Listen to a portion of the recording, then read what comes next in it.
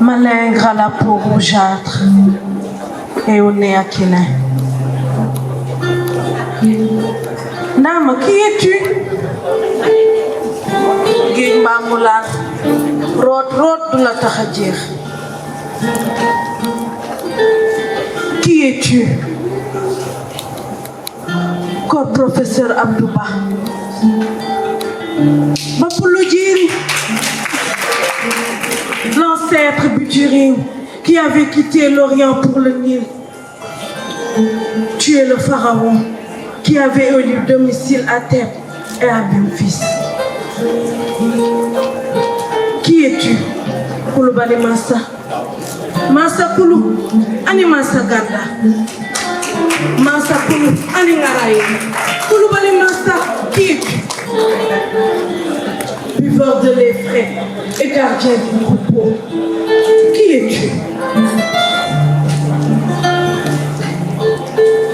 Yaayu Khadiba, sama yaay, yaayu ñëpp. Ndaa ma fees nga sa place. Jaar-jaar bi rafet na. Tette nga. Uuf nga. Yaatal nga. Biye Makka yi jolli nañ. Biye Rome yi jolli na. Financement yi, j'en pense. Madame Ba, qui es-tu? Poulot, celui qui parle le poulard à l'est et le fulfulde à l'ouest. Cette langue dont la sonorité évoque le chant des rossignols. Yaël, qui es-tu? Tu es enfin l'héritier de cette histoire qui a fait de toi ce que tu es. Néo Smodonko, Débé. La nation te dit merci. Vive la retraite.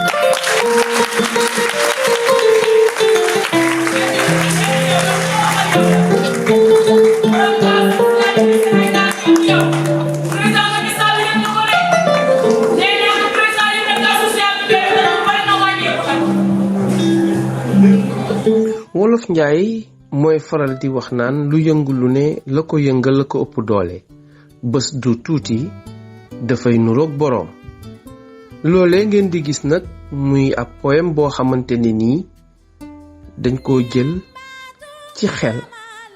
ak yéene doon ko jagleel ki nga xam ne moom mooy Madame Ba Adja Ndama Coulibaly waaye day ñu ne kan mooy kookee nag ci ay dégg-dégg dañu ne day mooy borom maam ji nga xamante ne nii buuru jullit la woon te lu ne nag 300 la ci am. man la Fatou Coulibaly di rakk ci Ndama Madame Ba xanaa kontaan rek ndax tey su ma ñëwee fii ñi koy sargal ñi jël retraitam ñëpp di wax lu baax ci moom. te yàlla def na nag lu baax li nit ñi di wax ci moom ci famille la ko njëkkee waaw waaye nag noonu la mën a mel ndax moom sëtu buur la ñun Biton Coulibaly mooy suñu maam borom ñaari royaume yi royaume di Karta ak royaume di Ségou soo déggee ñu ne Coulibaly masa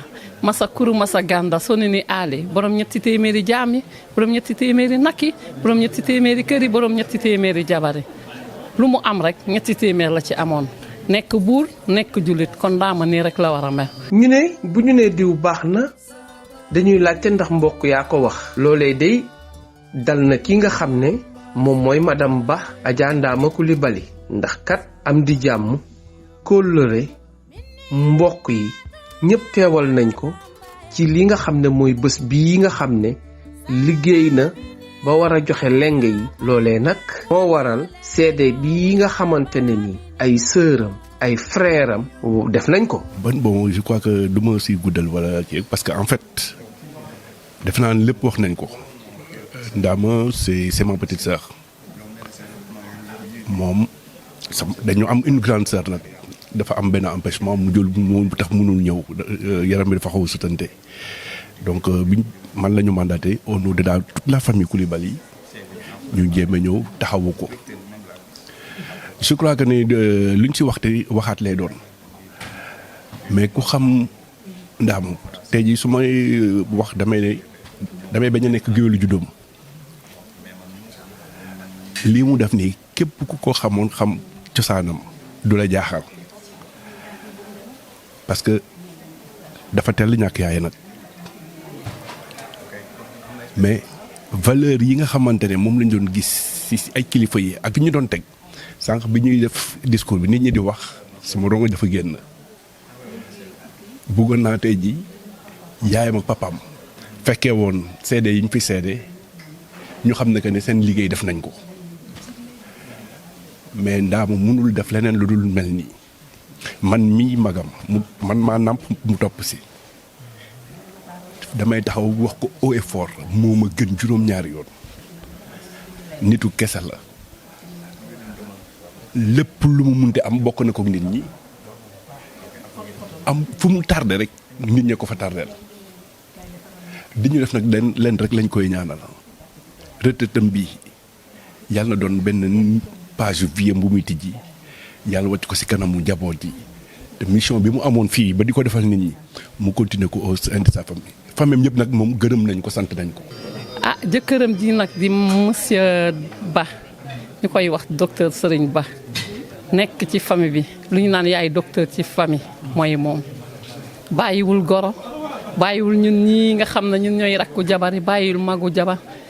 képp ku am soxla dina ci taxaw ba mu mat mooy taawu kër gi kon nag ñu ngi koy ñaanal yàlla na gudd fan jàmmam yàgg moom ak soxnaam si di sama mag. waaye tamit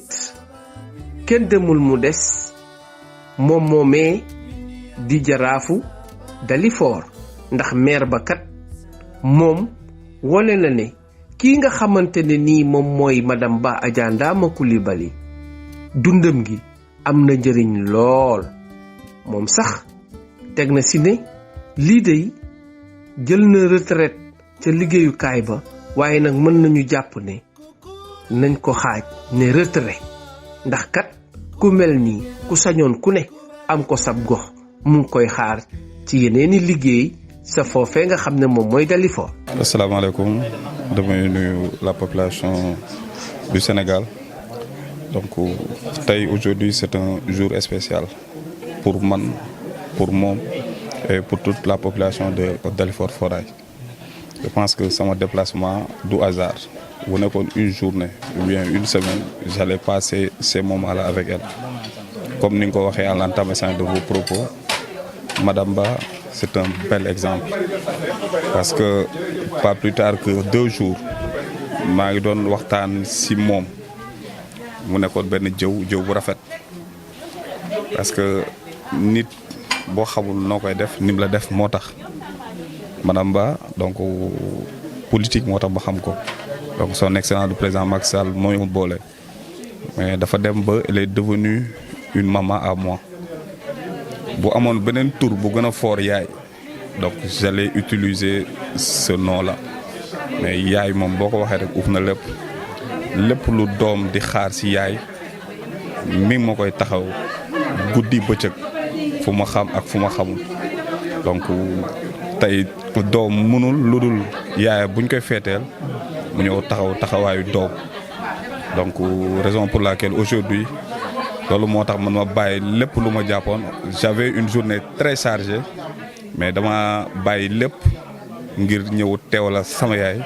représenter la population de Dalifort dans son ensemble parce que c'est sûr que bu ñu xamoon lii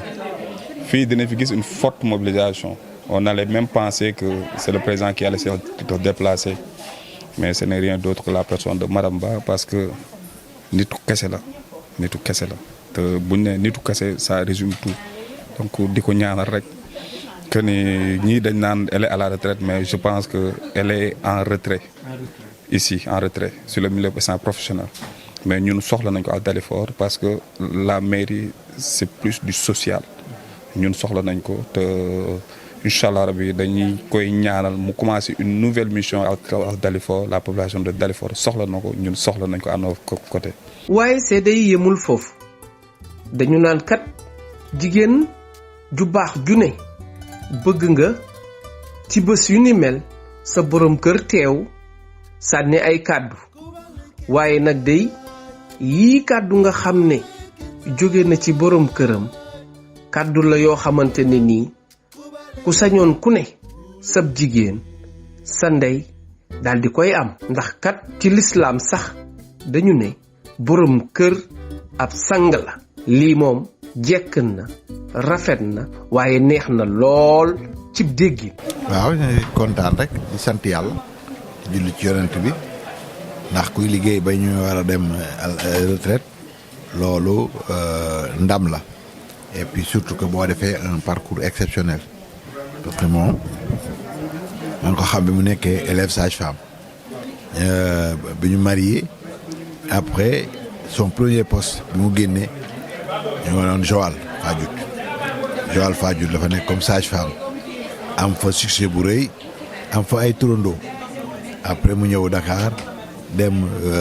nekk Pikine après mu nekk centre médico-social des fonctionnaires bi mu jógee foofu lañ ko doon liggéey aussi ASECNA direction générale ba ñu diggoon ko fa poste waaye nag jaam ak pexeem yàlla ak dogalam poste boobu antuwul El Hadj Abdou Aziz Sy ni ko comme am nga fële ASECNA aéroport toog fa incha allah lépp dina la fekk ca loolu lépp fekk na ko ndax toogul rek ni am na poste damay galayaabe déedéet dafa continuer di jàngaat dem def diplôme puériculture nekk sage-femme puéricultrice c'est l'équivalent de technicien supérieur de santé jóge fa mu ne loolu doyul échographie dafa xew femme bu ëmb da ngaa war a am échographie da ngaa war a am échographie mu dem defi encore un diplôme d'échographie donc dafa continuer di jàng jóge ci loolu ñëw aussi ci aéroport jiite fi association jigéen association des femmes de l'aéronautique civile def fi 2 mandats yu mucc abul xam nga dégg ngeen léegi ñu ne xëy na joxe na fi 35 billets màkk ensuite fexe ba ñu am ay financement yoo xam ni xaalis bu bari loolu la dugal ci biir aéroport à hauteur de 450 ou bien 500 millions ñu financé ko jigéenu aéroport bi loolu njàmbaateem la beneen aspect bi aussi mooy du sage-femme simple parce que am na lu ko ci yàlla may loo xam ne lii lu am solo la ndax ku am sa jabar mu taxaw fu gynécologue yu mag yi tëlee yàlla may na ko fa sutura ba ku am stérilité toog am munu ëmb mbaa ëmb jafe la mbaa boo ëmbee du taxaw boo ñëwee ci moom yàlla defal ci sutura am nay femmes yoo xam ne dañuy découragé sax ba naan soo ma amee doom yow laa koy tudde loolu moo ko indil aussi turandoo yu bari ndax day rek toog am stérilité fukki at ak juróom amu doom mu faj la ba yàlla indi ki nga may ko tur man mi sax amaa laa ci ne turandoo donc di sant yàlla ci bisam bi ndax témoignages yi sont unanimes jaambur la jàpp na liggéeyam mën na liggéeyam ca am na lu ko ci yàlla may ca aussi boot na mbooloo mu bari ci ndax dali foor mu nekk du ubbi fa dispensaire ba dispensaire social la dispensaire boo nga xam ni ça fonctionne à perte dépp bu kii mënu sa am 20 000 francs yi mat lu mu am delloo war na ko ci biir population si bien que am na fa popularité bu toll ni moo tax bi ñuy def élection yi ñu fal fa conseillère municipale donc moom elle est dans le social c'est important loolu aussi xañ na nag aussi jàpp na tànkam jàpp na njabootam jàpp na këram di ko toppatoo bon dara manqué wul macha allah zéro faute. loolu la laf cat rek loolu la ñaan moom mooy man maay moom c'est même tête comme disait un vieux et même cœur donc loolu la yàlla def dañ ci sant yàlla di ñaan yàlla moo continuer ñu sàkkarloo comme asamaan ak suuf ba illaa yow mi diin donc loolu aussi dañuy wax ni aussi doolee jën ndox donc man lépp lu am soxlawuma dara lu ma am moo ko moom donc amul benn problème ci suñu diggante ca jàmbaar la te jàpp na diineem aussi loolu aussi lu am solo la dama ko doon tooñ bu njëkk ni ko bu njëkk jaayil nga waaye léegi daf ma naan man de diine ji maa la ci raw man ne ko baax na bala andi. mbir mi yemul rek ci li nga xamante ne moom mooy ay mbokkam ak borom këram dafa law ba àgg ci ñi nga xamante ne ñoom ñooy kilifa diine yi ak kilifa àdduna yi ndax kat kii di ab sëriñam fa ñépp jaar fa la jaar yaa baax daal mënta romb yaa baax kii di sëriñam di dellu si fii ci dund gu mu séq ak ki nga xam ne moom mooy madame Ba Adja Ndama Coulibaly. xanaa di ubbee suñu kàddu sant yàlla d'abord ndax lépp lu ci xew la lu xew rek yàlla moo ñu ci jàppale moo ko def moo ñu ci defal tawfiq alhamdulilahi rabbil alamin man bi ma waxee ni ma dafa war a démb la ma wax ma ni ma dafa war a jël retraite am dañ leen di defal fi benn daje ma ni ko sant yàlla ndax dugg ci béréb duggee fa bismillahi rahmaani rahim génne fa alhamdulilahi rabbil alamin ndimbalal yàlla la ci jamono bi ñu nekk mu nekk li ñu xam ci moom nag ci mbaax temps bu ñu may ñu wax ko amuñu ko ci waaye li ñu mën a tënk rek mooy li olof yi naan suñu ne diw baax na rek jeex na waaye nag ci biir mbaax nag dafa am ay degré yi gën a kawe ci mbaax fa la toll ci ubbiku ci jàppale jaamu yàlla yi fonk doomu aadama am yërmande te yàlla tax dégg nga sànq bi ñuy Cheikh Seck di wax Mansour Kassé dagg naa ko sax ci biir waxtaan wi defe naa boobu yegg seegu leen wala déet bi muy wax ni Ndama daf lay faj bind la ordonnance dindi xaalis jox la ma ni ko ci laa ko daggee ma ni ko man am na loo xam ni su ma ko génnewul du ma féex te teraanga la bu ma defal yàlla dafa dogal mag sama soxna ñu mas fa ànd mu ñaanoo ñu ñëw si cabinet foofu aéroport seet si ko ASECNA bi ñu ñëwee ziyaara ko mu xool soxna si seet ko ba pare daal di waxtaan ak ñun bind ordonnance joxe man tam ci lu normal ma ni ko ci consultation bi ñaata la daanaka xaw na jooy lii nga may wax nii nga may def donc xamatuma lu may wax ma ni waaw may mbay sëriñ bi nii nga may def ma ni ko baal ma xaq noonu ay rangooñam dal dënnam ma ni ko billaahi maa ngi jéggulu xaw ma woon loolu xam nga loolu mbaax la li ma jégguloo ba pare ñuy waaji dem mu ne xaaral daal di jóg tijji saagam dindi xaalis ni ma kii daf ciy jënd ordonnance bi gunge ñu ba ci biti loolu du man rek la ko defal ku mu xam ak ku mu xamul soo demee fële ca Dalifort loolu la fa nekk daan na fa ànd ak sama soxna mais daanaka loo teel fekk fa nit ñi moom leen nekk fa ba 19 heures soo xamul ni daf ko def pour jàppale jàmm te itam yàlla nag fekk si ko ci li mu ci am ci ay turandoo defe naa ni suñ fi teewoon tey mbooloo mi dina gën a bari waaye ni jamono tëdd la ñun ñii ngay gis muy man di Mamadou Ndiaye Dabakh ñun ñëpp même gàmmu Tiwaawan yàlla dogal na am nañ fa kër dañuy am ay gan mais suñu recevoir ay gan ñi ba ngoon ñun ñëpp dañuy bebbiku dem ba Pire suñu demee fa la ñuy fanaan xëy ndékki jëlaat tuuti kattan soog a dellu si waat lu mën a xew noonu lañ koy doxale tey nag loolu lu borom këram baax moom suñu fa wanoon kanamu ni loolu neexu ko daañu fexe ba rocc ko dootuñu ko def waaye loolu lépp lu Abdou Ba baax rek Ndama baax na fukkam su dee fukkam baax na téeméeram su dee téeméeram baax na junneem yóbbaale ci njabootu gi yëpp nag parce que mën nga ñëw ci kër itam kilifa yi yaatal la mais nga sentir ci njaboot gi ni ubbiku wuñu torop mais au contraire même tey xew-xew bu am Tiwaawan wala Pire même suñu demul suñu néeg ak suñu lépp fa lay tege fa tabaarakallah nit ku baax la ku bëgg a jàppale jaamu yàlla yi ku bëgg a def lu baax te yàlla tax te loolu mooy li am solo ñu koy ñaanal fan wu gudd ak wér ak sutura li mu dëgmal yàlla na weesu yàlla na dàq li mu weesu ci barke sallallahu alayhi wa sallam. waaye gannaaw mbokk xarit am di jàmm borom kër sëriñ kilifa aada kilifa diine dañuy wax ne beneen famille bi nga xamante ne jàpp nañ ne mooy vraie famille mooy bi nga xamante ne saa yoo xëyee jàkkaarloog ñoom mooy ñi nga xam ne bokk nga ak ñoom liggéeyukaay tey jii mooy tey bésu retraite la lu waay xam ca nit ka ca ngay wax ndax kat nee nañu mën ngaa louer ay chaise louer ay banc waaye louer ay nit moom kenn mësu kaa gis te jamono jii koo faale mu faale la waaye tamit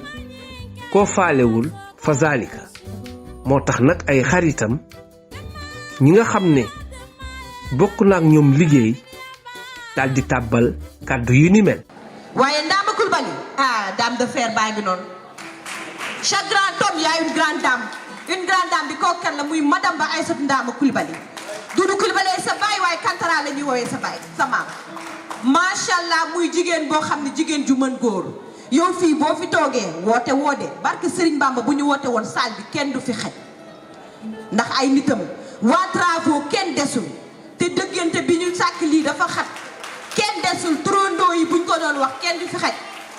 ñoom Maïmouna Diouf ñi ngi nii toog ñoom Ndéla madame la présidente bi nga xam ne yàlla def na ni bi nga fi jógee ndax man nekk naa ak yow 6 ans gis nga bu ma ñemee yor micro moom mii la moo may fit moo ma dooleel. madame ba damaa ànd ak moom nekk chargé de communication 3 ans mu renouvelé ma def 6 ans mu renouvelé waat ma ba jox ma nag loxo Adja madame Sow mii di Maïmouna Ndoye macha allah ñu ànd bu rafet def carrière boo xam ne nag kenn dootu ko naatable madame ba li nga fi def macha allah tubarkalla 35 billets Makka ku la ko jox xam nga ne yow aéroport ban Adja moo fi am ku ma xool xam ne Adja laa ñëpp nga def Adja barke Serigne Bamba Adja yi ci aéroport bi bari na ne fii ñëppay jóg taxaw. waaye nag su ma nuyoo retraité yëpp nag attention damay def mention spéciale à madame Ba li tax nag may def mention à elle dafa jëf ma gis. benn bi mooy wax nañ ko sànq dangay feebar dem bureau mu consulter la ba pare jox la ordonnance ne la demal laaj ordonnance bi ñaata lay jar nga dem laajte ñaata lay jar nga ñëw mu yëkki ci poste tem yëkki jox kon baax yàlla yàggal sa taxawaay yàlla guddal sa wér ci bi ci des mooy dafa organiser siège fële dafa organiser conférence te conférence dafa am ñu xam ne boo leen fa dajalee rek doo tuune Cissé la organiser macha allah tubarkalla Moustapha Cissé yàlla yokk leeram ñëw teew maam Alpha ñëw teew Ndiol Fouta ñëw teew ak ñeneen ak ñeneen ñëw teew te boobu métti na trop ci te man xam naa ne métti woon na trop. mais macha allah tubarkalla sa jëkkër c'est un grand homme mais tu es une grande dame man falaa ko ne mu laxasaayu nekk sa wet ne la bii lu leen naqari ak loo bëgg jox moom ma jox la ko kon ba yaa def loolu nag lu jar a wax la kon maa ngi ñaan yàlla muy borom lépp yàlla yàggal taxawaay bi yàlla guddal fan yi yàlla wéral tëri bés bi di bés bi nga xamante ne mooy bés bi Adja Ndama di jël retraite nekk na bés boo xamante ne nii la muy jàngale bari na lool fii daal ku bon rek yaa perte lu waay ji moom lay góob mu mel ni madame Ba Adja Ndama Coulibaly raw na ay maasam ndax kat moom dox na ci li nga xamante ne moom la ko diineem sant moom la yonenteem bëgg muy wàllu social jàppale doomu aadama loolu critère la boo xamante ne bu jafe la ndax kat tey ma baax amul fenn mbaax moom day ne ci nit ki kon ñu ne Adja Ndama la philanthrope jël na coupe bi mu mel ni war nañ ko def royukaay ba nga xam ne nii ku jógati xool ci ku ni mel bokk na ci ay facteurs de développement ndax kat dañu ne ressources humaines mooy yor am réew waaye nag gannaaw ba ñu amee xel mu sell am loolee ñuy wax le sens de la responsabilité waaye tamit mu làmboo yar. yow yaa sa borom kër gi sëñ Abdou Ba ku feebar mu faj la te doo dugg këram mu di la xool benn bët ndax jamono ji lu waay ñàkk lu la nit xoole rek nga xam.